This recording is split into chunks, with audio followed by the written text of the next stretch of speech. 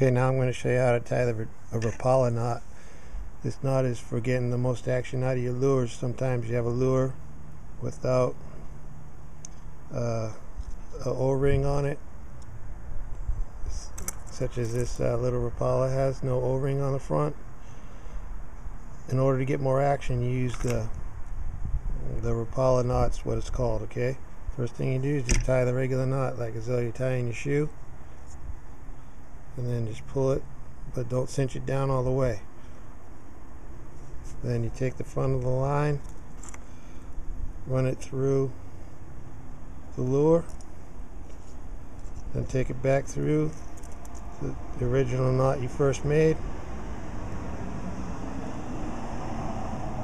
and twist it around a few times. 1, 2, 3, about 4 times or so.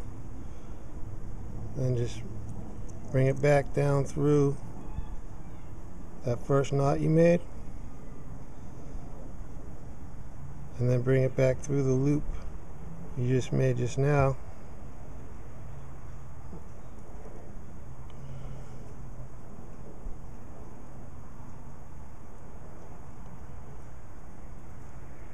It's like tying a clinch knot, but through that first,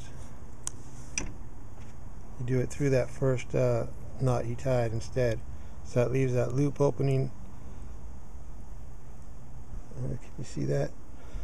And then you just cinch the whole thing down, pull it tight, pull this line also.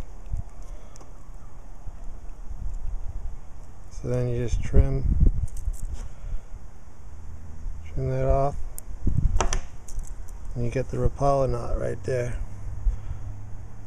And that'll give your lure a lot more action. So I hope you guys like that. Give me a thumbs up and check out my other fishing vids.